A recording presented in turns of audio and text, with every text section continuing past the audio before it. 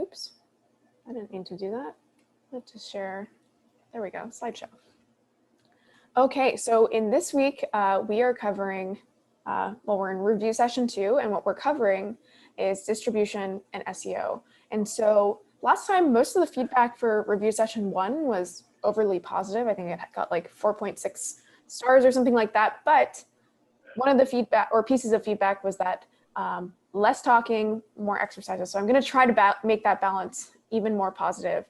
So with that said, just a reminder, resource directory you can find at bit.ly/DCR-resources. You can find that at any time. You can find these recordings and also previous recordings and other resources like our tool directory, which actually is especially relevant to this section about distribution and SEO. And then finally, if you want to download the exercises, the same call out from last week, go to gumroad.com/library. You'll see doing content right there, hopefully. And exercise or file number 7 is where you can find the PDF. I'm just going to make sure, I'm just going to mute a couple folks, it's not very loud, but just in case. Okay, so this week we're talking about distribution and SEO, as I said. And if you're going to take anything away from this session, it is this. It is that there are 2 key aspects to building anything. And this isn't just content, but really there's the act of creating something, and then there's the act of getting people to know about your creation, right? And no matter how good your content is, if you don't actually invest in that second step, no one's going to know. And I always like to say that most of your favorite, let's say actors or singers or artists of some sort, any sort of creative endeavor, are likely not the best singers or actors, etc. They're probably pretty good at their craft, but they're probably excellent at marketing their craft. Kanye West is a great example where a lot of people know him, and that doesn't mean he's the best rapper in the world or the best musician, but he's an incredibly good marketer. And I put myself in that bucket where I think that I'm pretty good at what I do, but I think I'm even better at marketing what I do, which is why I've been able to reach so many people. So here's a quick chat question to just get a pulse. So feel free to pull up the chat there. And I just love to know, what is the ratio for you guys or gals? What is the ratio of your content production versus distribution? So for example, if you spend equal amounts of time creating content versus distributing it, you put 1-to-1 in the chat. But what I see a lot more of is, for example, people spend 90% of their time creating content and then 10% in distributing it. So I see that being shared, someone saying 9-to-1. I see someone else saying 80-to-20, someone else saying 70% production, 30% distribution, sometimes more like 80-20. So yeah, I'm not surprised to see the results here. And we had a session this morning which basically said the exact same thing. This is what I see most commonly with people when you talk about that distribution to production ratio. A lot of people spend way more time with the production of their content, and they're surprised to know or to see that they're not growing. And I'm not surprised because, again, it has nothing to do with whether their content's great or not. If you're not investing in getting it in front of people, no one's going to see it. Okay, so these are 3 quick principles for you to take away in terms of distribution. So the first is what I just said. Most people spend, that ratio is more like 9-to-1. What I'd love to see, and there's no perfect ratio here, is something more like 50-50. So on either end of the spectrum, you're probably not going to be in a great spot. So for example, if you spend 90% of your time creating, 10% distributing, you're probably not going to get enough eyeballs on your stuff. On the other end of the spectrum, if you're spending all your time distributing something and not creating great work, well, I like to say you can't polish a turd, or there's only so much you can polish a turd, which basically shows that, yes, it has to be a balance, right? You can't spend all your time distributing and you can't spend all your time creating, but that's why I like to say there's no perfect ratio, but it should be more like 50-50 or a more balanced ratio. The other quick kind of principle that I think I've seen work for myself and other people is your efforts compound on any given channel. And so what I see a lot of people do is they try to grow, let's say, 6 different media channels at the exact same time. And what they do there is they make it just so much harder for them to hit the inflection point on any given channel, right? if you spend enough time on one channel, for example, I'd say my channel equivalent of this would have been Twitter. I focused so much on this one channel for several years that I was able to cross the chasm and hit this exponential period or phase. But had I tried to kind of distribute that effort across 6 different channels at the same time, I probably would not have hit that inflection point on any given channel. So ask yourself if this is the case for you. The third is this idea of exploring and exploiting, which just means that at the beginning, you truly don't know what channel will work. And so this is spoken about in more depth in the book, but the idea is you want to start with a couple different channels, not 20, because it's impossible to effectively test that many, but start with a couple and then test them, and then make sure that you actually ditch channels that actively do not work for you. So this is just, again, a quick note. A lot more information about this stuff is in the book. But that brings me to the types of channels, which we're going to do an exercise on right after this. So in terms of types of traffic, there are several different types of buckets. And some channels actually fit across multiple buckets, but there's bedrock, viral, social, syndicate, targeted, and paid. And what I want you to take away from this is that not one is necessarily better than another, but to start using the codes framework to assess them. So the codes framework basically isolates certain variables that you may want to pay attention to. So there's cost, ownership, dependability, effort, and scalability. And you probably can get a sense of what each of these mean, but I'll go over them in a second with an example. But what's important here is that certain channels are going to be really good in some part of codes, and some of them are going to be really not great in other part of that framework. So some of them may be really low effort, but really not dependable, as an example. And so what I want you to think about on this slide and share in the chat is what type of channel do you find yourself gravitating towards? So if I just go back, just so we can remind everyone, actually, it's probably easier if I show you this example, because it gives you a sense of the examples within the type. But of these different channel types, so again, we have bedrock. Bedrock tends to be anything with kind of compounding nature. So your investment today equals your investment tomorrow, and that can build over time. That's things like SEO, which we'll talk about a lot today. It'll include things like YouTube as well. You don't see it there. Core answers. Viral platforms are things like Hacker News, trending on Reddit. Social, we're all familiar with Twitter, Facebook, LinkedIn. You'd also throw something like TikTok in there. Syndication is when you're taking your content and repurposing it on another channel. So you've got something like a Medium there. So you're publishing on your blog, let's say. You're also republishing it on Medium. Targeted, those are things like small, more niche communities or subreddits could also be included there. So again, some of these cross. And then paid would be, where you're actually paying to get eyeballs. So I'd love to see in the chat, anyone want to share where you find yourself naturally gravitating towards. So when you spend that 10% or that 20% or whatever your ratio is that you're spending on distributing content, what types of channels are you gravitating towards? Is it your bedrock channels? Are they social channels? Are they viral channels? And if you're willing to share, I'd love to see some of those thoughts in the chat. So Saraf is saying social. When we did this exercise earlier today and we had a slightly larger group, that was, I think, one of the largest ones. And that is what I tend to see a lot of. So when I ask people what they're doing to grow their content, that is the most.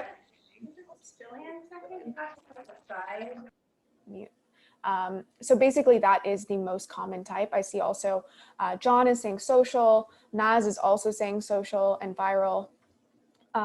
Logically, he's noting he should be doing more SEO. Well, we're going to talk about that. That's the most common thing that I think a lot of people don't focus on. Happy to see Eunice is saying that bedrock is there, but also social, targeted, and paid. For her personal writing, it's mostly bedrock and social, specifically Twitter. Okay, so there's no right answer here, but I want you to start thinking about one, what you're naturally gravitating towards, but then also just a quick note at how many different places that you can distribute. And this isn't even exhaustive, right? So a lot of people, when I talk to them, they're like, well, I try to grow on Twitter, but I'm not really sure where else I can grow. And this is just one example of all the ways that you can grow outside of that. And of course, the book goes into some of these in more detail.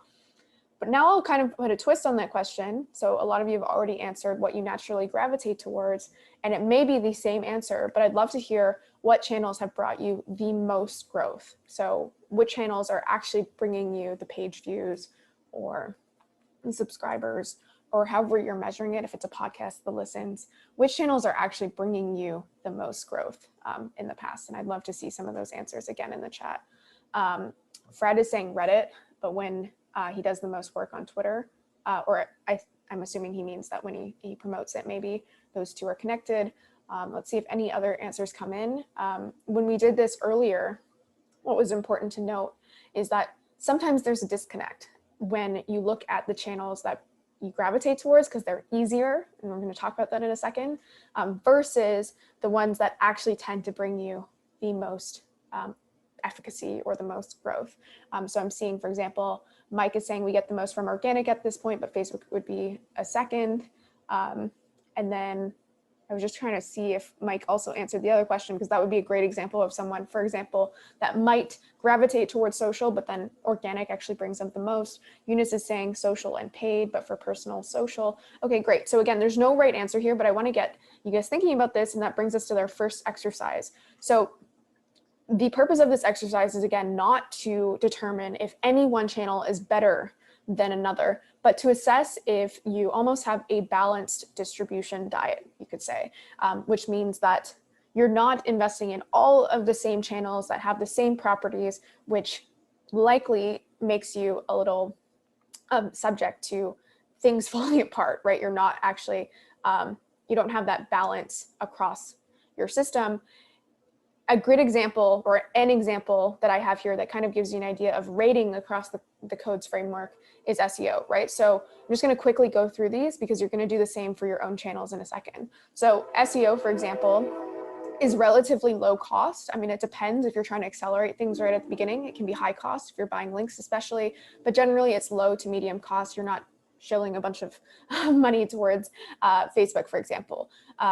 Ownership, I put medium because at the end of the day, you own your content, which then gets ranked on Google, but you don't own the algorithm there, which means that, yes, the algorithm can kind of like wipe you off your skis, in the sense that I would say a newsletter, for example, is high ownership because you not only own your list, but no one can kind of throw an algorithm your way and change your ability to reach those people. I'd say something like TikTok is even lower ownership, right? Because you're even more subject to changes in that algorithm.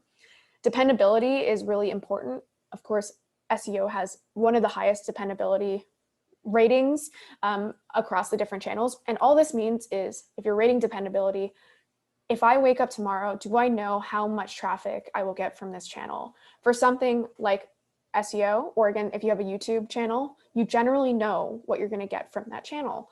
Other platforms, that's not true. Some platforms you have absolutely no idea, and the viral platforms are the ones that are most, or I should say least dependable. Effort, very straightforward. SEO is very high effort, but that's again why people try to or tend to stay away from it. And then scalable. If something is scalable, it's really a function of how many people you can reach. So if you have a community that you're kind of using for distribution and there's 300 people in it, that's your ceiling. SEO, on the other hand, is super, super scalable because you have the potential to reach anyone who's using that search engine, which is billions of people, right?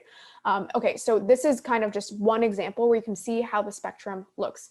And so we're going to take 3 to 4 minutes here to pause. And again, in your notebook, what I want you to do is write down the different channels that you use to distribute your content. And you can also, if you have time, venture into new channels that you're debating. And I want you to just quickly go through this matrix and think through, okay, if I'm on Twitter, is it low, medium, or high cost, etc. And just keep going down the list. And after this, we'll kind of come back and we'll discuss it. So I'll give you guys 3 minutes or so, and I'll be back then.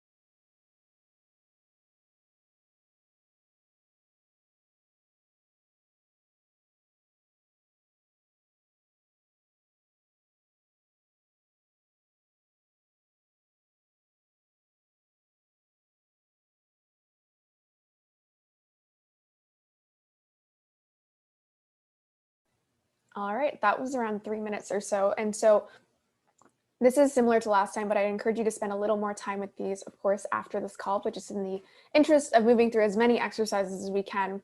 What I wanted to quickly note is these are some of my answers, and you'll get access to these slides later tonight when I send out the recording. But basically, as I mentioned before, there's no correct matrix of channels. This will depend on what you're writing about, what you're interested in, where your audience is, etc. But I did want to call out that when you do this exercise, what you might see is all of your channels are, for example, really low effort, but like low dependability, low scalability. That's what I tend to see, right? If you're focusing on purely social channels, as an example, or purely viral channels, that's what you tend to see. A lot of people early on are focusing on things that are low effort, but again, low reward in the long term, potentially. Social does have somewhat of a bedrock as you build up your channels. But what's important is to invest in at least some dependable, scalable channels, right? And the reason for that is you see so many people who are creating content who a year or two in, they ask, well, why aren't I growing, right? And they basically reached a saturation point in the amount of work that they can do on the hamster wheel, meaning the work that they do today is the impact that they get today. But if you can actually invest in things like SEO or things like a referral program, which have high dependability, which means that your investment today builds on top of your investment in the past and continues to build towards your return in the future, then you're kind of taking yourself off of that hamster wheel. And you'll see a lot of examples of this in the SEO section. But that's really important because if you're constantly tackling something like Hacker News and trying to trend there, well, it may be low effort because all you're doing is posting a link, same thing with Reddit. But over time, you're not really going to set up a system where you can benefit in the long run, right? And there will be a ceiling that you can hit with that investment that you're spending every day. Okay, so that's, again, we're gonna go through a lot of stuff here today. And so I'm gonna move on to another part of distribution, which is capturing your subscribers or capturing intent of people who reach your channels. So a newsletter is effectively a channel, right? So you likely wanna have a blog or a site that features all your content, but then you're also interacting with people one-on-one. That's one of those own channels. And these are several different examples of types of modals. So you have, for example, an event triggered one, that would be something like a bounce modal or a pop-up modal. I have a landing page where I send people to if they're actively looking to subscribe. A floating bar, it's hard to see, but there's one here at the top that sticks with the reader. You can actually embed a subscription modal, or you could say a subscription element within an article. I have one that's in the bottom corner of my page. So again, that's kind of fixed where everyone sees it. You can pick and choose what you want to use, but the important aspect of this is obviously to find a balance between not overwhelming users, but asking them to do the actions that you want. And I know if you're not a marketer, you probably hate doing these things and you probably think, I don't want to have all these bounce modals. I don't want to be interrupting the user during the article, etc. But there is a balance where if you don't ask, you won't receive. And so you do need to ask your readers or your users to take the actions that you want. In this case, it would be subscribing. But that's also, by the way, why you see this happen in other mediums. So that's why you see a lot these days when people write these Twitter threads, which I have mixed opinions on, but when they write the Twitter threads, you often see these days people add a follow-up tweet that says, hey, if you like this, make sure you subscribe to X, Y, or Z, or you follow me here. Because if they don't ask, a lot of people will read the thread, but never think to actually go and follow them. And so you're reminding the user of what you want them to do. It's the same reason that people at the end of podcasts say, hey, if you like this episode, make sure you leave a review. You're catching them at the right moment with the intent to do what you want them to do.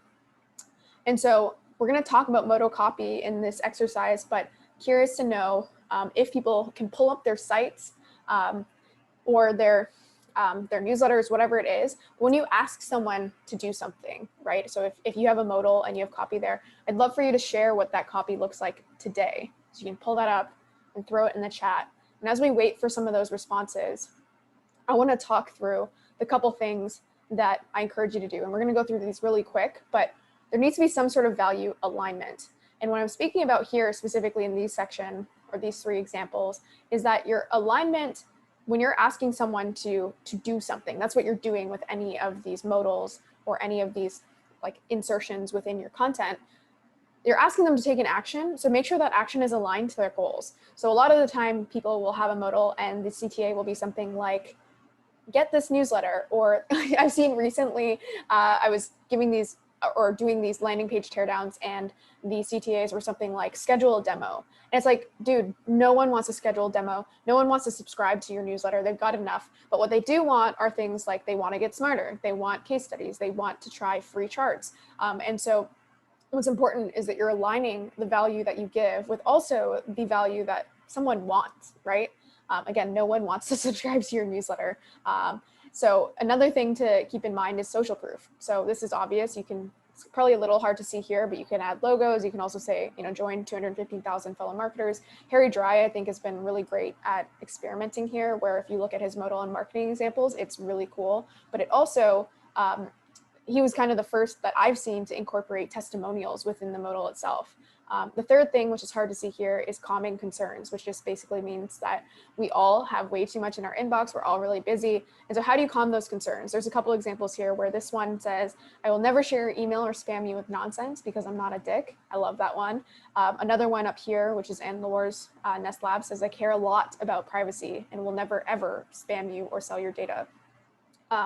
So there's a lot of different examples here, more in the book. But the point is that there are kind of three main things that I'm calling out here, which is make sure there's value alignment, there's social proof, and that you're calming your concerns when you're asking someone to take one of these options or actions.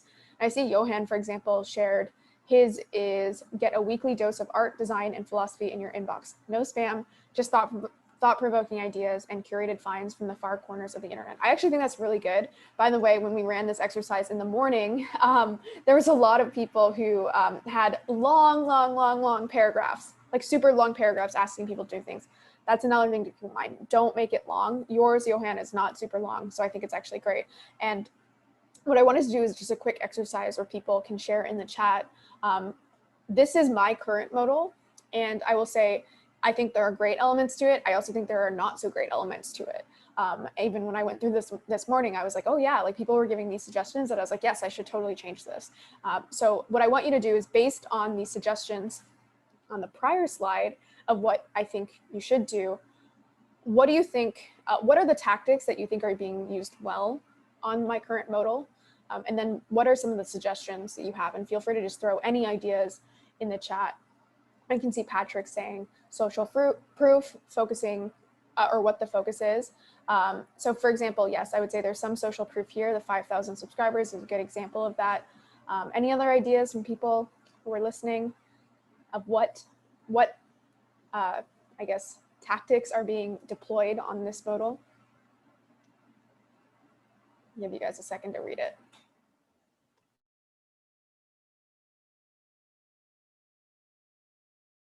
So Patrick is calling out a link to additional content. You guys may notice, and Mike called this out as well, giving them an alternative to subscribing. So one thing to note is this is something I'm currently testing, and I think it may work. And it's in particular something I wanted to test because I'm actively trying to grow my podcast. But something that you should know from general like conversion rate optimization is most of the time you want to only give people one option. So this is actually like if you're talking purely conversion rate optimization, not a good play, but I'm testing it. And by the way, things like MailChimp don't really give you the option to A/B test things properly. And so what I'm planning to do is move to a platform not affiliated with them, but Opt-in Monster. And by the way, any of these things that I'm telling you should be tested, right? So if you change the copy on your modal, make sure you A/B test it. And things like Opt-in Monster really help you properly do that and get the data. I can see Johan calling out, it's easy to subscribe, only one field to fill in. That's a great call out that actually wasn't mentioned this morning. And so only one field, so not high friction. Again, I did this landing page teardown session recently, and there was people who on their site, they had like 6 fields people had to fill out. One of them literally, their CTA, as I said, was schedule a demo. I was like, no one is gonna schedule your Calendly. That's so high friction. Get their email first and then nurture them after that. Eunice is also calling out social proof. Highlighting the focus. I'll also call out the calming concerns and no spam ever, I think is important. I think one of the call outs from earlier today was that the CTA could be better, which I agree with. Stay updated is kind of vague.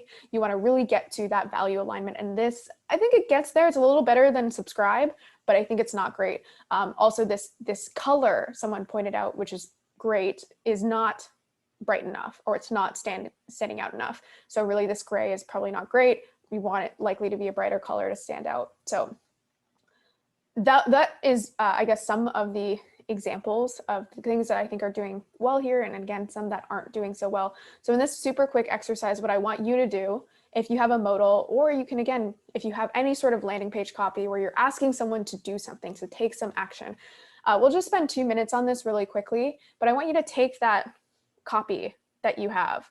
And James, I do see your question, and same with Pablo. I will add or answer those after this, this specific exercise, but I want you to take that copy where you're telling someone to take an action, and with these suggestions that you see here, the updates that you can make, I want you to go and rewrite that copy, and we'll be back in 2 minutes or so, and you guys can share some of those changes.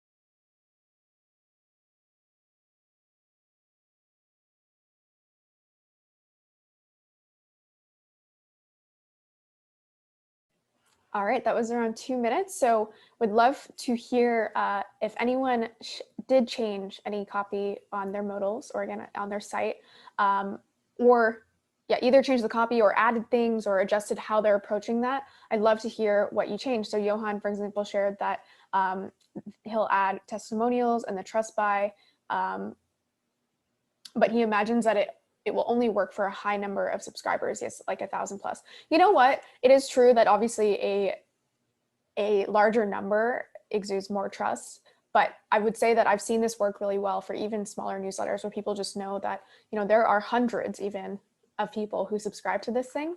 And if I just quickly go back before getting to the questions in there, I didn't call it out as well, but remember, social proof can be in the thousands, or where you're calling out the specific marketers, but it could also be a single testimonial, even if it's from your mom. You don't need to say that, right? Or you can use these different trust signals like logos. There's probably other examples. And if you can think of any, throw them in the chat, where you can, you know, probably find other ways to share this social proof. It doesn't necessarily just need to be a raw number. And then getting back to some of the questions in here, Pablo was asking, how different do you think the goals are from those who subscribe to those who are more interested in the podcast? Well, basically, like I said, I don't know if I 100% understand your question, but the tactics typically, if you're just trying to make it your form highly optimized, is just to have one goal. And so you need to decide what that goal is. And in my case, I care more right now about growing my podcast than my newsletter. And so typically I could actually even change the modal to only be towards my podcast, but people aren't typically they're not in the mindset of listening to a podcast when they get to a modal like that. And so I kept the newsletter thing, but I gave them another option. So I don't know if that answers your question, but the user typically is not expecting to listen to a podcast when they get to a form like that. So that's why I didn't make it the primary thing. And then James did ask, do we need a marketing email consent? So I'm assuming you mean like the checkbox that you'll see on some sites. I'm obviously not a lawyer. It does depend on where you are. So GDPR is, I think, what most of those are used for.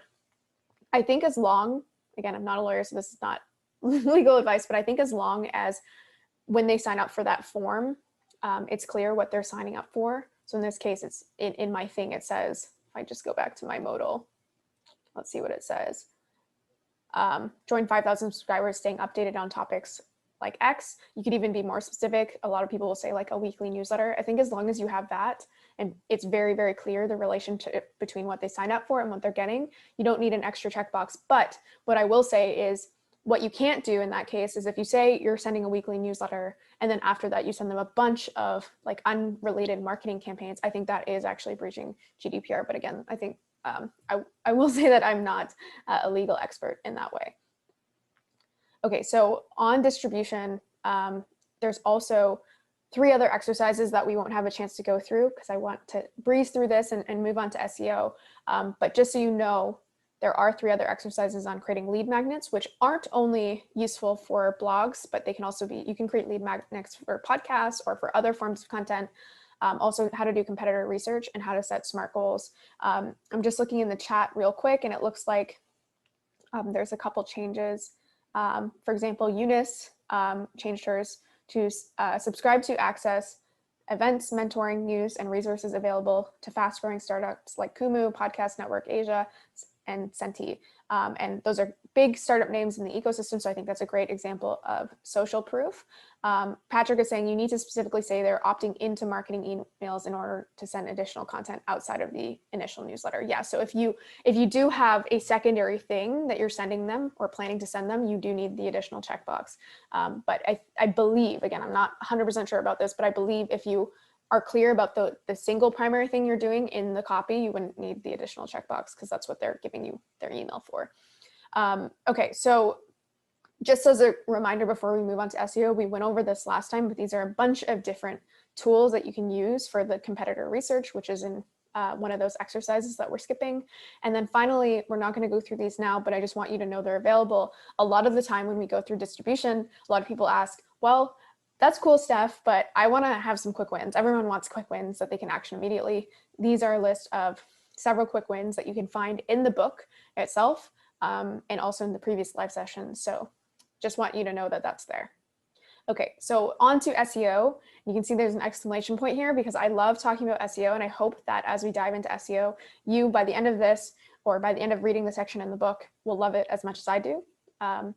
And one of the reasons that SEO is so important is, as I talked about earlier when we used that codes framework, not every channel is perfect. Not every channel is going to be green across the board. But what I think people tend to gravitate away from is something that is high effort, like SEO, right? They want these quick wins. Quick wins are great, but again, what you want to do is you want to find something that doesn't keep you on that hamster wheel. So the great thing about SEO is it's pretty green across most of the important metrics. So I actually say across the codes framework, the most important ones are whether it's dependable and scalable. Because if you can get to a point where you are at scale and your traffic is dependable, that is like heaven for a content person, right? Or someone trying to grow their content. And so SEO doesn't do as well with ownership. And it's probably the worst aspect of it is how hard it is to grow, or how much effort it takes, I should say. But it's this incredible engine. And just to show you the level of scale that it has, Google, this is the top 100 websites. Like, look how massive Google is. And of course, there's all these different offshoots of Google. And then YouTube, which is obviously owned by Google as a kind of secondary search engine, is number 2, right? So the number of people who use these platforms and the number of people that you can reach is insane. And just to give you a sense of that level, it's trillions of searches every single year. That's a lot of people that you can reach. And the reason this is important is, as I mentioned, you want to get off this hamster wheel, which most content creators are on. So imagine that you have this arbitrary goal of hitting 30,000 page views a day. I've shared this in this presentation before, but I think it's such an important example that I always have to keep reminding myself of. So if you wanted to reach that goal, you could take many different approaches, but to give you a couple examples, you could try to hit the top spot on Hacker News every day. That's not only unlikely, I would actually say it's impossible. You would probably get banned to do that, but that's to get 30,000 page views. Hacker News, that's getting the top spot. You could also go through it or go at it through paid, right? So imagine you're using Facebook ads to drive these clicks or these page views. One, those clicks are probably going to be bad, right? But also assuming 10 cents, which is low for clicks, you'd be spending $1 million+ a year. Not all of us, myself included, have $1 million. So what's another example? Well, actually, if you look at it from the SEO lens, it's all of a sudden not just possible, but it's achievable, right? It's actually something that many people have done. So a couple different matrix or kind of approaches to this is you could have 30 articles. If each of those articles hits 1,000 page views a day, that's really hard to do, to find that many articles that get that much traffic, especially when you're first starting out. But you can see how it actually becomes more effort, but more approachable, where if you have 300 articles and each of them gets 100 page views a day, well, that's actually 30,000 page views every single day. And that's that bedrock that we're talking about. So that's why it's important, because you actually can reach this. And this is an example of a site that did reach this. NerdWallet's been around for several years. So again, it took a lot of time to build this up, but now that they're here, their traffic is so reliable. And these are some old numbers. I believe they're actually closer to 30 million page views a month. But when I created this slide before, they were the top 3,000 of websites. So I called them the billionaire websites because there's only around 3,000 billionaires in the world. But now it's also fine to say that they are a billionaire in the sense that they went public recently for, I think it was over $5 billion. So they're doing quite well is the point. And you can see their social channels are actually quite small because most of their traffic comes through this. And so we had a question earlier today where someone was like, do I need to grow my social channels? And I'm like, you can. And I certainly focus on that. But there are examples like NerdWallet where they just completely ignored all the noise and just focused on SEO and are doing extremely well. So here's a quick little exercise for you guys to look at. These are, again, old numbers, and there are 4 different sites here. You don't need to necessarily pay attention to which sites they are, because I'm not trying to make any look good or bad, but one of these sites, far and wide compared to the others, has much more of their traffic coming from SEO. So which one do you guys think it is? Which one of these has the highest ratio of organic traffic? You can just post in the chat. You can say bottom left, top right, etc. So which one do you think of these? You can see both their total visits, but also how consistent it is. And I'm kind of giving you guys clues as to the answer. But which one do you think has the most organic traffic? And I can see several people saying Neil Patel or bottom left. And you're right, if you guessed that, right? So why did I show you this? This isn't an outlier. You'll see this across many sites that have a high amount of organic traffic. They're very, very, very consistent. So that's that dependability. And truly the only way to get to millions of page views, I shouldn't say the only way because there's outliers, but the most predictable, approachable way to get to millions of page views, as I showed you before, is through SEO. You truly cannot do that through something like a Reddit or Hacker News, or it's really hard to do with social channels. So it's not, again, ragging on all these other ones, but for example, if Harry at Marketing Examples really wanted to get to millions of page views a month, he could do it, but it'd be pretty much impossible to do with his current approach, which is mostly social focused. Again, nothing wrong with what he's doing, but just pointing that out. If you want to get to scale, as I talked about, SEO is dependability, scalability. Okay, so in the next couple slides, there's going to be a lot of text, and I did this so that if you want to return to these slides, you can read them later, but I'm not going to go through all the text. So basically, what the hell is SEO? The new frame that I like to say, which someone actually helped me, I think someone who read Doing Content Right posted on Twitter about, is it's data-driven writing. This is why it's so exciting, because every time someone comes to Google, they're telling Google, hey, I have a problem, and Google's trying to match them with the best solution. And the amazing part is most platforms you get very limited data about, right? Like even on Twitter, you get some analytics, but you don't really know exactly who you're reaching and what they like. The amazing part of Google is you have all of the data, which basically means you have the answers to the test. You know exactly what problems exist that people have and exactly how to solve them. And we'll talk about why you have that data, what information you have. But that's amazing. That's so exciting. That's, again, like the best data set I think that exists, or one of the best data sets that exists in the world. And we all have access to it. And so learning SEO is learning to utilize this data. And as I mentioned, it's like having the answers to the test. So it's not just knowing what problems people have, but you have so much specificity. So you can see on these bullet points, you know how many people have the problem because you know how many searches per month they have. You know if this is an increasing problem or a decreasing problem, so how that's changing over time based on the search volume. You also know the intent of the query. So you know what type of solution they're looking for. You know the adjacent problems they have. So if they care about X, they probably also care about Y. You can do that through secondary keyword research.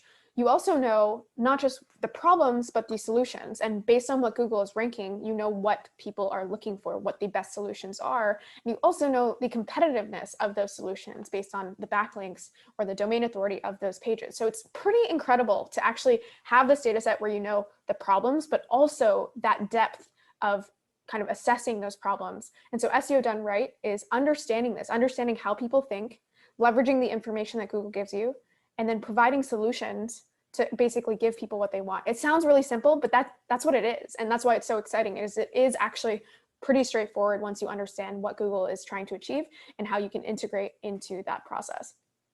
Okay, so the first thing that we're going to do is exercise 16, which is really, really simple, and it's just called query mapping.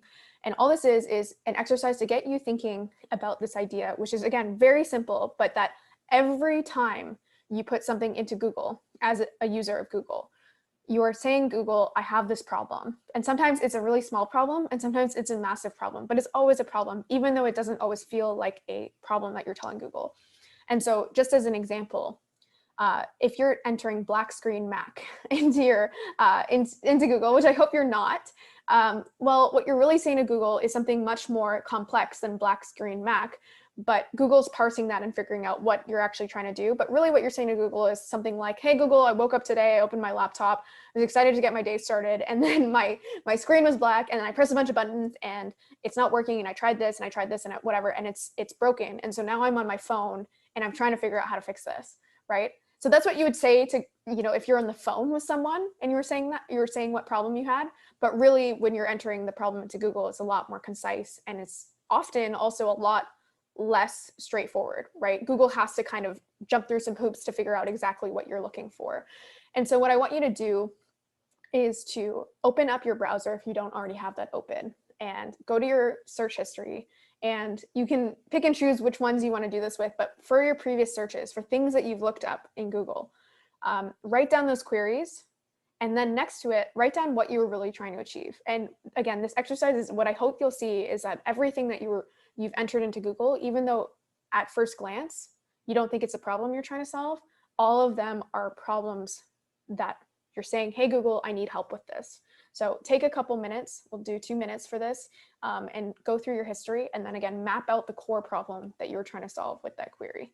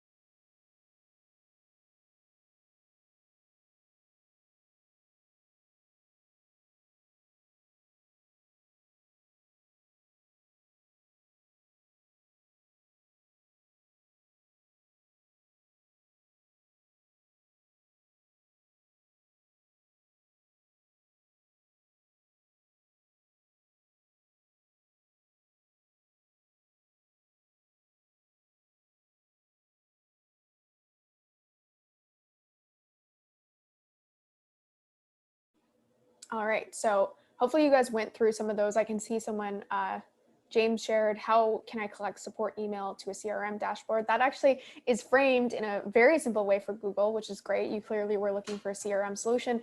As I mentioned, sometimes we're a lot more helpful to Google. Sometimes we say exactly what we're looking for, and sometimes we're a lot more gray about it and not straightforward. Abhishek also mentioned, whoa, Google knows my searches on Amazon. Google knows a lot about you. And if you go into your settings, there's things that you can turn on and off. So for example, you might have a setting in Google Maps. And if you do have that on, Google has been tracking all of wherever you've been going for however long you've had that setting on, which can sometimes be interesting because you can see like where your most popular spots are, where you go to most often, but then in some cases, you may not want Google tracking that information. And so, yeah, just keep that in mind. And then I saw some questions just before we move on.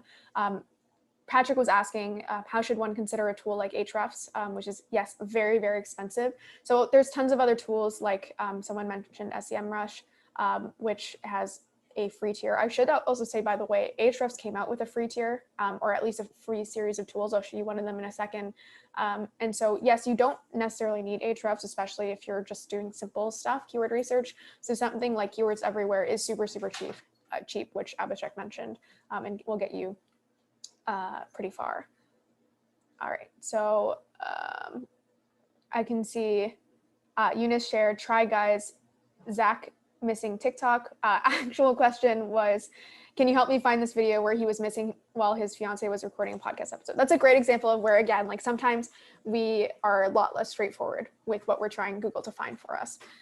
Okay, so that brings us to, so far, all I've talked to you about is, okay, we have all this data and it's amazing. And whenever you go to Google, you have a problem, they're trying to give you a solution, but let's talk about how to actually do well on Google. Okay, so the thing that I think overwhelms people the most is when they try to start learning about SEO, they hit a page like this at the top, which basically says Google has X number of ranking factors. Those ranking factors are at least in the dozens normally, if not hundreds, as you can see on the right. That's really overwhelming because if you don't know anything about SEO, you're like, what the hell? I have to factor in 200 things to care about. How the hell am I going to get started?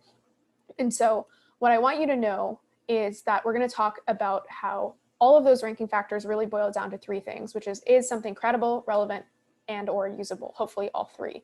And so the example I have here, you can see there's like a wine or cocktail glass here. What Google's trying to do is basically the same thing as trying to do if you ask Google, hey, in Google Maps, I need a great cocktail bar in Manhattan, right? If you enter that into Google, it's really going to check several different things. It's going to check, okay, of all the suite of things that may constitute a cocktail bar in Manhattan, it's first going to check, is it credible, right? And it's going to check if there's any reviews for these places. It's going to prioritize the things that have been recommended the most.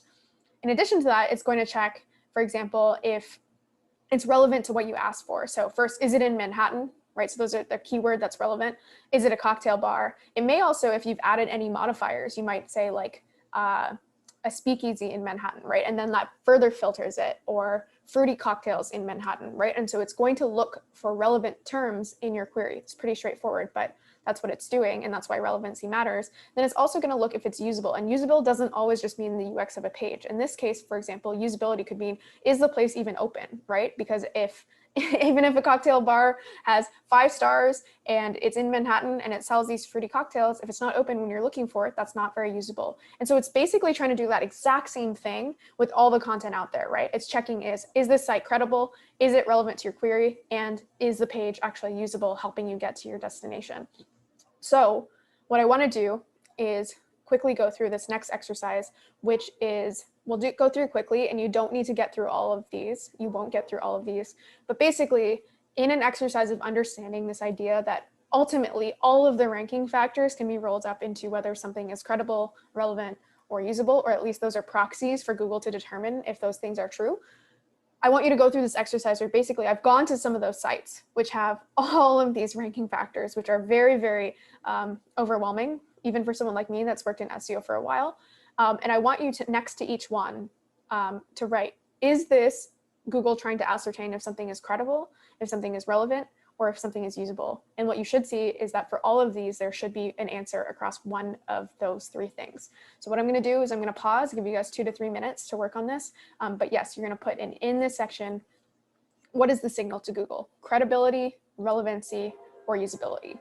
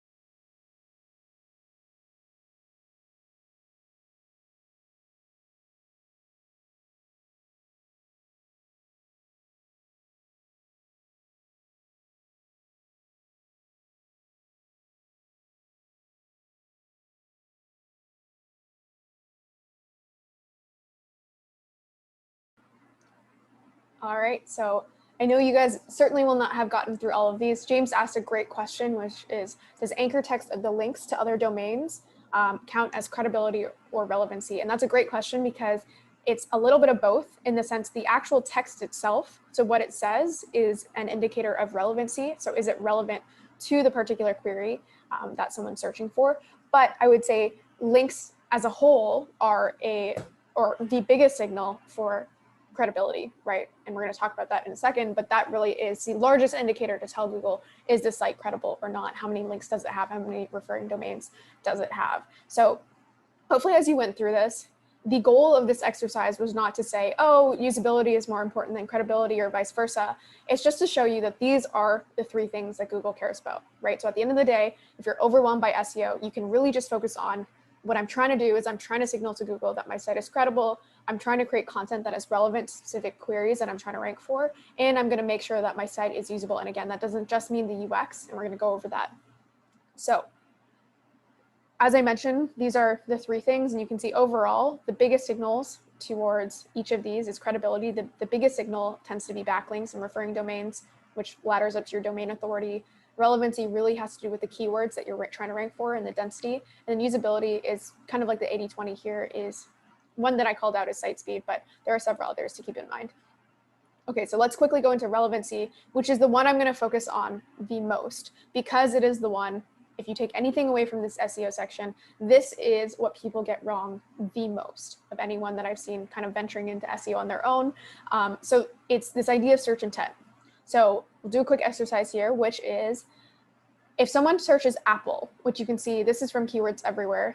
Someone asked that this morning. The volume is 120 million people search Apple just as a term every single month, at least at the time of this slide.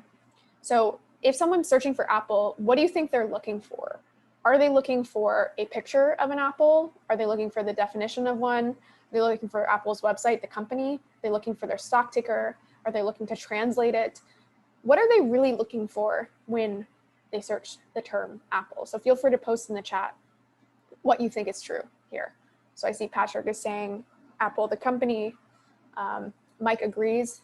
This morning, we also had many people say Apple, the company, but someone else, for example, said, oh, maybe they're looking to buy apples. Caitlin said results based on the person. So what's important here is the exercise that we're going through right now is actually the same exercise that Google goes through the first time it encounters a query.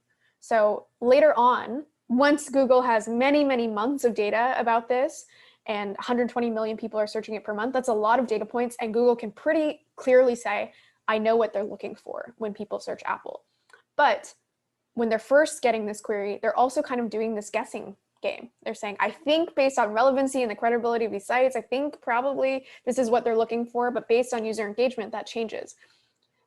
Apple is an example where they do have that data, right? So Google basically has been able to test a bunch of those things, and it comes to this point where, yes, most people, based on the engagement of them searching that and then interacting, are looking for Apple's website.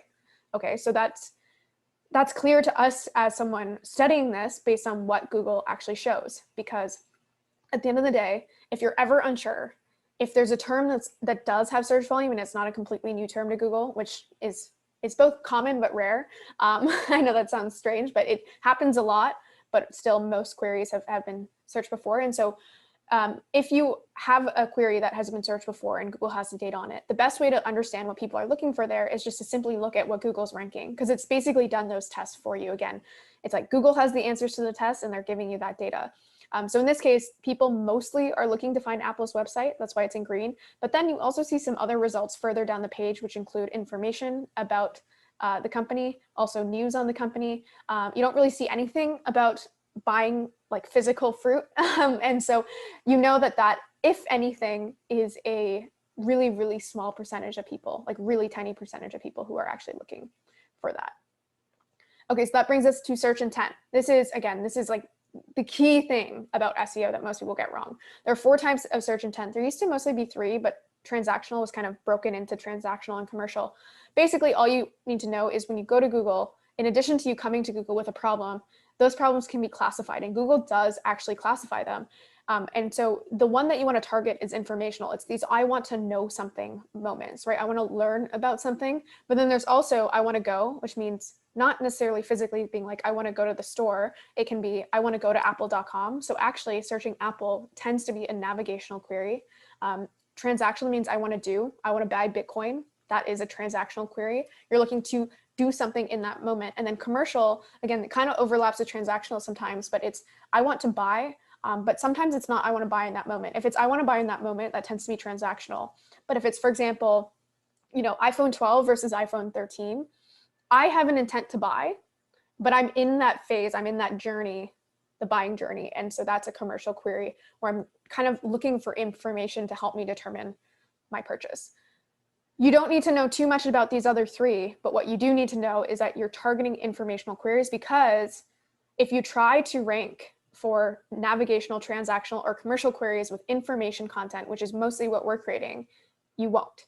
That's just the reality of things. And so that is why I say most people get this wrong, because they see a query like Apple, let's say, and they say, oh, this has so much search volume, I want to rank for that. There's other reasons why you probably won't rank for that. But in addition to those reasons, it's a navigational query, which means just Google's not going to rank you in those spots. So you must know this. And these are a bunch of examples that we won't go through fully. But the one I want to call out, since we're talking about it, is informational. And the key thing to keep in mind is that most informational queries, even though they may be in that, as I said, kind of funky zone where Google may not know for sure what you're looking for, can often be parsed, if we're thinking like humans, into questions, like who, what, when, where, why questions. So that's a good way. It's almost like a good proxy if you're thinking like, oh, is this informational? Most of the time, for example, if I search garlic green beans, is an example I gave earlier today, I'm not looking for pictures of garlic green beans. I'm not looking to buy garlic green beans. I'm not looking for garlic green beans, the site. I'm looking for a recipe. That is an informational query. And really, when I search garlic green beans, I'm saying to Google, hey, I'd like to create or I'd like to cook garlic green beans. Can you give me a recipe? So it can be reframed into this question statement, this who, what, when, where, why kind of statement. The other ones are a little harder to do, right? So you could kind of say, hey, Apple, could you take me to this page? But it's not really a question that, or sorry, Google.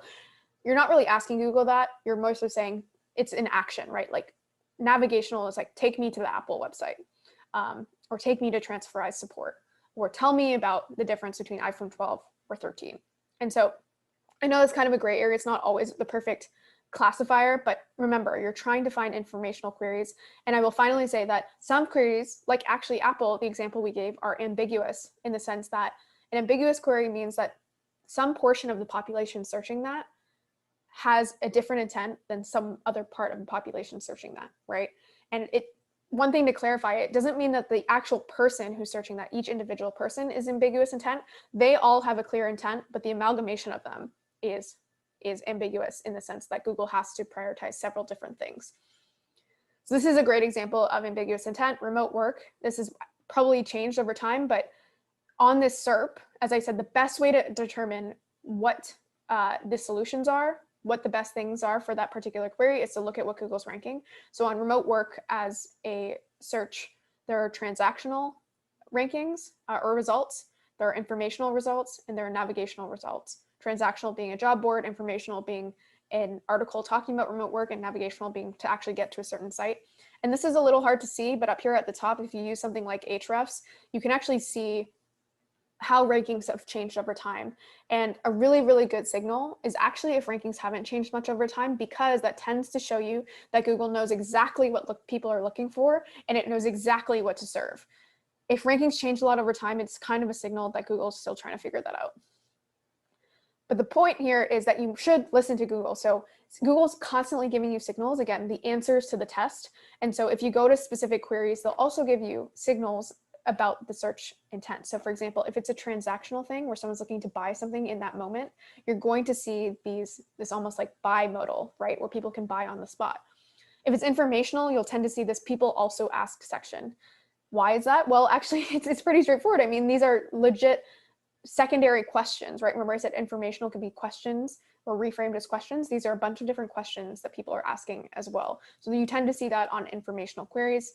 Also, just keep in mind that sometimes you can't actually predict whether a query is one type of intent or another without actually just checking the SERP, the results page. This is a super simple example where if you look up design principles, you get an informational query that's really clear with this kind of, what's it called? The featured snippet at the top. But if you search something very similar, which is principled design, which I originally would have thought is an informational query, it's actually navigational. And you can tell that by what's ranking. It's a site called Principled Design that people are trying to get to. Finally, as I said, sometimes it's really hard to tell without just checking. So these are examples where it's hard to see, but this top one, transactional one, is remote jobs, informational, remote work tips, and then navigational is remote okay. Those are maybe not so similar in queries, but you can see how even slight adjustments can change the intent of a query. So you should check and make sure something is the intent that you're looking for. So on this thread of intent, of search intent, what I want you to do is, using the same queries that you looked at before, that we did in the last exercise, I want you to take those and map out the intent. So is it informational? And I'll type these in the chat because I think I missed that last time. So is it informational, navigational, navigational being I want to go somewhere? Is it transactional, which means I want to do something? Or is it commercial, which means I kind of want support in my buying journey? So I just sent that in the chat. So I want you to go through your queries, or if you don't have queries pulled up, or you want to just start with new ones, you can use these ones, which are here on the screen. So I'll give you guys a couple minutes, and I want you to map out what each of these queries are in terms of those 4 types of search intent. And you can also throw in ambiguous in there. So if you get to a SERP, or if you look this up and you see that several things are ranking and some of them are informational, some of them are transactional, well, then that's an ambiguous query as well. So I'll give you guys 2 minutes to go through this.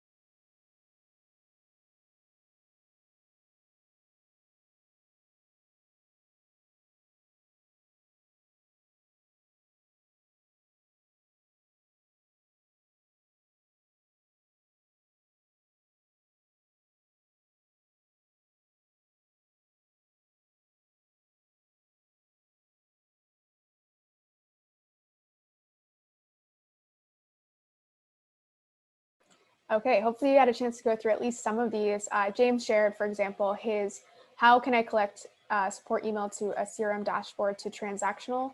I would say that, so something to keep in mind is if you were trying to find a particular CRM, that would be transactional. I'm trying to, or actually, let me reframe this. If you're trying to get to a specific site for a CRM that you know, that would be navigational. So you're saying like, HubSpot.com, or if you just enter HubSpot into your query, that would be sorry, I'm mixing them up, navigational. Transactional is when you're actually looking to do something in that moment. So it could be transactional, but if you're actually looking for more information about different types of CRMs, it may be informational. So this one is actually maybe ambiguous. I'm maybe interested to see what actually ranked there when you looked it up, and it sounds like you actually didn't find your one-click CRM.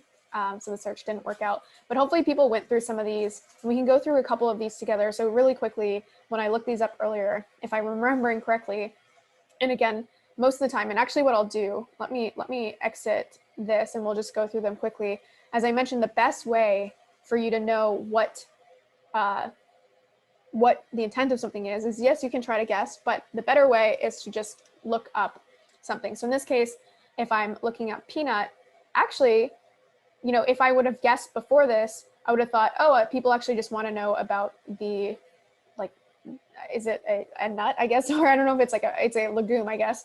But in this case, this looks like an ambiguous query with a weight towards a navigational query. So people are actually looking apparently to get to this peanut app. So as I mentioned, sometimes you think it's one thing, but you really need to check what it is. To go back, Terracotta Warriors, if I look this up, Terracotta Warriors, basically, you can see here, this is mostly informational. Basically everything here, whether it's videos or images or articles, is really showing it's people trying to learn about Terracotta Warriors. And again, you see this people also asked section, which is a great indicator that something is informational. We'll go through one more. So Moleskin notebooks, skin notebook here. So you can see here, people are not looking in this case to learn about Moleskin notebooks. You do see this people also ask what's a little bit, it may be a little bit informational, but mostly this is a transactional, or you could say, this one's a little bit of a mix of both in the sense that people mostly are looking to get to Moleskin. So if you're trying to get somewhere, it is navigational. Now, so I would say this is actually a navigational query, but there are transactional elements to it, meaning people could buy on the spot. So it is a little bit of an ambiguous query. So maybe I threw in some difficult ones into this exercise, but this is the type of stuff you're looking out for, right? To understand what someone is trying to do when they search something. That's really important. Okay, moving on, and I think we're almost through. But basically, something I wanted to just briefly call out is not all search volume is equal. As you saw in the last example, there's a lot of ambiguous queries out there. There's not, I'd say it's not a majority, but there are many out there. And in general, you're much better off going for a truly informational query, all other things being equal, than an ambiguous query. Because again, an ambiguous query tells you that some fraction of that population is looking for something, some another fraction is looking for something else, and Google's not 100% sure what to show. The other important thing that people get wrong is that they are looking for, often they're like, oh, my article is about 6 different things, and so I'd like to rank on all of these keywords. You want to rank a single article for a single keyword, a primary keyword. So when people are looking for a problem or a solution to their problem, they're not looking for 6 different types of solutions. They're generally looking for one type of solution. And so when you're writing up an article, there may be several potential keywords that you can target. This is an example of if you're writing about indoor plants, for example. These are many potential keywords, and there's probably dozens more.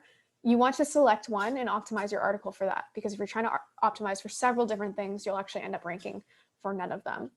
And the other idea that's important from this slide is that the same way I said you have the answers to the test, Google will tell you what types of things to include in the article by the nature of what's already ranking there.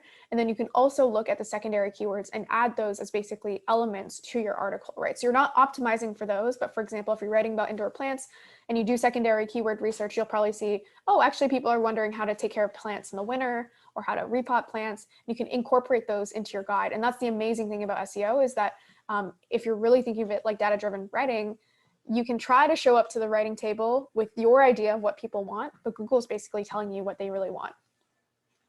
So as I mentioned, we won't get through all of the exercises. There's exercise 19, 20, and 21, which talk about content competitors, how to build links, and also how to identify associated problems.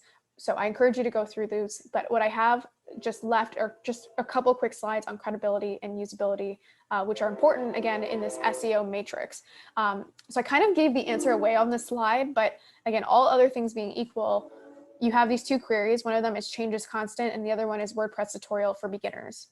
These are old data points, but if you were to try to rank for either of these, again, the search volume being the same, which one would you opt for? And again, I think it's pretty easy based on the answer basically being on the slide, but feel free to share in the chat. If you were to tackle one of these or want to tackle one of these, which one would you go for? Would you go for changes constant, or would you go for WordPress tutorial for beginners? So Abhishek said changes constant. And yes, you can see the keyword difficulty here is much lower at 14 than the keyword difficulty for WordPress tutorial for beginners, which is 64. And you can see this data is not directly mapped in Ahrefs. I had to pull this based on every single ranking. So if you imagine for each of these on the results page, there's 4. I pulled the data for the first 4 links. And you can see the backlink profile for these 4 for the right-hand side are insane, right? 300,000 backlinks is massive. 3,000 referring domains. And so that's going to be really, really, really hard to compete with. On the other hand, for changes constant, the stuff ranking here doesn't actually have that many backlinks. In fact, rank number 4 has 0 backlinks. And so that's also something to keep in mind, right? You want to participate or tackle keywords that are in your range of difficulty, right? They're not, let's say, yes, you're right, Pablo, changes constant may lack intent. And so we are kind of incorporating many different factors when we're trying to assess which keywords we're trying to target. If you actually look up changes constant, I believe it is an informational query, like a purely informational query, if I remember correctly. But it's a great thing to keep in mind, because if it wasn't informational and let's say it was a navigational query, well, then you wouldn't want to tackle it at all. It wouldn't matter how few referring domains the things ranking there had. You wouldn't want to tackle it at all. You only want to approach informational queries. And so the simple thing is credibility. Again, there's probably other metrics that Google incorporates, but the main thing is your domain authority, which is justified by your backlinks and your referring domains. And so these are just quick examples of many different sites. The last 2 I own. I obviously work for The Hustle. But basically, this is what a lot of people already know. But if all 4 of these publish the exact same article trying to rank for the exact same query, all other things being equal, well, Forbes would outrank The Hustle, which would outrank my site, which would outrank Eunoia, right? And so domain authority does matter because it is one of those credibility signals to the algorithm. So just super quickly, if people haven't done this already, I'd love for you to pull up ahrefs.com/backlink-checker to check your own domain authority. Or a fun little exercise is you can pull this up on Google. You can search Ahrefs backlink checker. I have a feeling Google's going to be pretty good at getting you to the right link. And just for fun, people can guess, like, what kind of query is this? If I'm entering Ahrefs backlink checker, is it informational? Is it navigational? Is it transactional? Or is it commercial? You can just add that to the chat as you're pulling it up. Yep, Eunice got it. It is a navigational query. You're clearly looking to get to one very specific place, and it is this link, the backlink checker that Ahrefs launched. And just this relates to one of the conversations earlier. This is free. So for example, I'm just going to pull this up here. And this is the link. And if I entered my site already and I check backlinks, you can see my domain authority more recently is 56, and you can see the number of backlinks. In the book, we cover a lot more about how to actually look at the keywords you're ranking for, or how to do competitor research, as I mentioned. But you can see basically your basic backlink profile. And so you can, if you haven't done this already, make sure to do this to know kind of where you stand in terms of the credibility at this point in time, because obviously it changes over time for Google. So the reason I want you to look that up is because as you're targeting keywords, it's important to be reasonable with your target. So generally niche keywords in the hundreds to low thousands, I tend to say around 100 to 5,000 is what you should be targeting if you don't have a very high DA. Now, what is a very high DA? At the beginning, you want to make sure you get to at least double digits. If you're under double digits, Google will really, really struggle to show you anywhere. And then from there, I'd say once you get to around 30, you're going to have a lot better shot of ranking in places. If you get over 50, you're in a pretty good shape. If you get over 70, you're in really, really, really good shape, because your domain authority has a logarithmic approach or scale to it. But really what you want to do is, when you're targeting keywords, you want to make sure you got intent right, but you also want to make sure you're targeting things with less competition relative to your own domain authority, because at the end of the day, I would say this is the second thing that people tend to get wrong. The first one was search intent. The second thing is they try to target things that they just never will rank on, at least with their current domain authority. And so just as an example, why this is important, this is the diminishing returns of rankings. And we probably all recognize this, but people will come to me and they'll say, hey, I'm thinking of ranking for this term. It has like 1 million searches per month. So even if I get like 1% of those, that's a lot of page views. And I'm like, well, you're not going to get 1% of those. You're going to get 0% of those, because you're going to rank on page 58 or 100 or something like that. And basically, you can see even on the first page, there's severe diminishing returns. And once you get to that second page, it's even more so. You get basically none of the clicks, especially for informational type queries. So we're not going to go through these in depth, but basically, as you're going through this, if your domain authority, you just looked it up, feel free to share in the chat, by the way, what your domain authority is, just for fun. You may want to actually go through and actively try to build links. Now you can always wait and just create a bunch of great content. And if you do, links will be built towards you over time. But these are a bunch of ways that you can kind of accelerate that process. And again, I'm not going to go through these in depth, but they're in the book and you should know that they're there, because that may be something you want to deploy or focus on if you have low domain authority. And then the final thing is usability. And this is just a quick example of what I mean by usability. So this is really important, because a lot of people think usability is the UX of my page, and that matters, of course. But let's go through this hypothetical scenario where you're looking at find AirPods. Okay, so if I'm looking at find AirPods, let's say I get to a results page, and the first result is a map of store, right? Maybe Google thinks when I say find AirPods, I'm actually looking to buy AirPods. But I look at it and I'm like, no, I'm not actually looking to buy AirPods. So I ignore the map of stores. And then I move down to ranking number 2, and I see, okay, I see an article that says how to find AirPods. I click on it because it sounds like what I'm looking for. And this is just kind of like a shitty article that kind of goes through and helps you think through, like, where did you leave it last or something like that. And basically it's not what I want. I'm not looking for that. So what I do is I spend very little time on the page, and then I click back, and then I keep searching. If that happens enough, Google's going to start de-ranking this article. It's either going to move its way down the SERP, or it may remove it completely. If I get to the third thing and it says how to find lost AirPods and make them ring, and I think, this is exactly what I'm looking for. This is not like ranking number 2. So I click it, but let's say it takes 5 seconds, maybe even 10 seconds to load. Maybe I get there and there's a bunch of these ads and I'm just like, look, I know there's other things that are on Google's results that will get me there a lot quicker and in a lot more enjoyable way. And so that is bad usability, right? So it's not just how long, or it's not just how your site looks, but how easily, how frictionless can people get to the solution that they're looking for. Another unusable thing would be if the content is on the page, but it's like buried down at the bottom and no one can actually locate it. That's bad usability. So if that happens enough, then again, when people are bouncing, they're not spending much time on the page, they're going back to look for another result, it's going to be deranked. Now, let's say I get to number 4, and basically I get this article that says how to find lost AirPods with a Find My iPhone app. And I'm like, this is exactly what I'm looking for. Well, if it is actually serving me, it loads quickly, it has the content that I'm looking for, I'm going to spend a couple minutes on that page probably, I'm going to solve my problem, and then I'm either going to exit the tab, or at the very least, I'm not going to return to the results page and go looking for something else. And in that case, it's a pretty clear signal to Google, I found my solution, because again, Google is trying to match problems to solutions. And in that case, that's a really good sign for Google. And if that happens enough, right, because Google's always testing, that is going to skyrocket to the top of that results page, right? And so you must think of SEO from the point of the user, and that's why usability does matter, because even if you target credibility and relevancy, which can be easier to hack, at the end of the day, you can't really change people's user behavior. So even if you hack all the other stuff and your stuff gets tested at rank number 1, if people don't engage with it well, then it's going to be deranked by Google. And so these are kind of like the 80-20 that I encourage you guys to think about. So for credibility, it's making sure that you have that double-digit DA at minimum, if you can. For relevancy, it's making sure you're only selecting keywords to target or optimize for that are aligned in the sense that they have the right informational intent.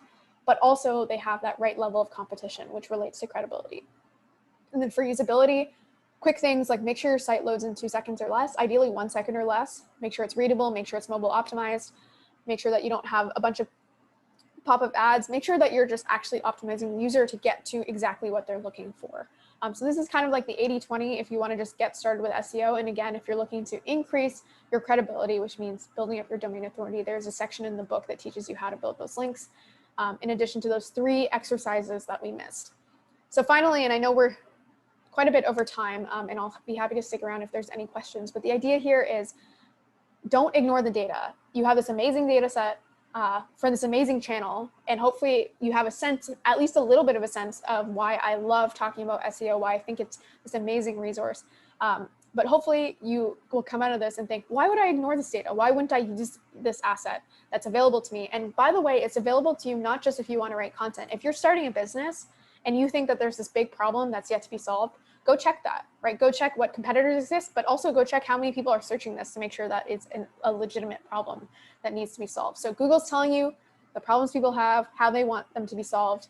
And the final thing I'll say here is you may already be solving these. So what I mean by that is you may already have articles that solve a bunch of problems for people, and they may just need to be optimized slightly for relevancy so that Google actually knows the problem. Google knows what to link with what, if that makes sense. So that's it for the slides and the exercises today. My ask for you is to go through any of the missed exercises. So I called out 6 from these sections to, this should say chapter 6, but read chapters 5 and 6, monetization and bonuses. I also couldn't spell monetization this morning, it looks like, but the point is go read 5 and 6 because next week, I know this section or this session and last session were a lot of exercises and kind of slides going through the information.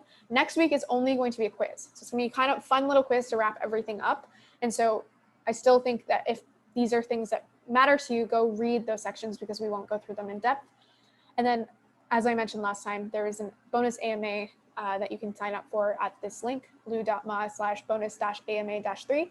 And you can add any questions there, but happy to stick around if there are any additional questions from this session, specifically about distribution and SEO.